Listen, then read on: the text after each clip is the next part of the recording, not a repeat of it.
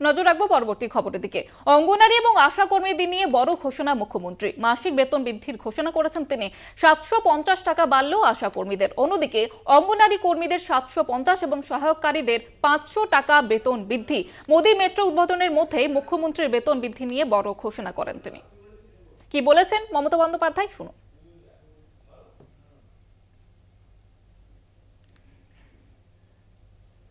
এটা অনেক কাজ করে, ওরা আমাদের গর্ব, সমাজের দিশা, আমাদের সব বিপদে আপদে পাশে থাকে।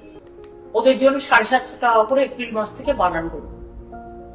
2 হচ্ছে যারা অঙ্গনারী ওয়ার্কার আছে তারাও 8,250 টাকার মতো পায় এরকম, তো ওদেরও 750 টাকা করে বাড়ানো হলো এপ্রিল মাস থেকে।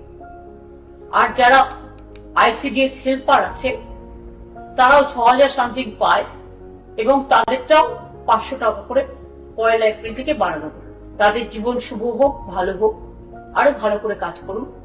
ভবিষ্যতে আরো সুযোগ সুবিধা পাওয়ার জন্য আমরা সবসময় মামাটি মানুষের সরকার আপনাদের সাথে ছিল, আছে এবং থাকবে।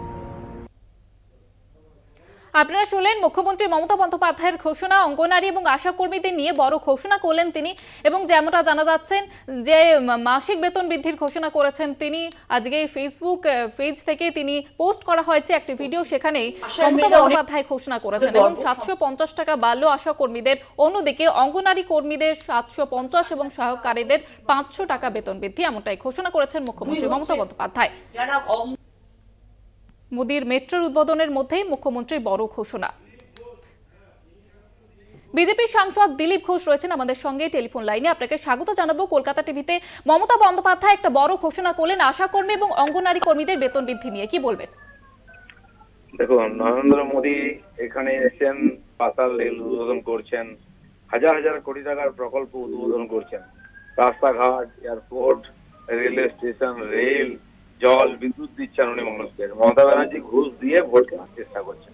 উন্নয়ন নেই, কোনো উন্নয়নের উদ্বোধন দেখবেন ওনার কাছ থেকে, কেবল এটা দেবো ওটা দেবো প্রতিশ্রুতি, আর এই করেই 12 বছর চালিয়ে গেলেন। আজকে তো আইন শৃঙ্খলা, মানুষের জীবনের সুরক্ষা কিছুই।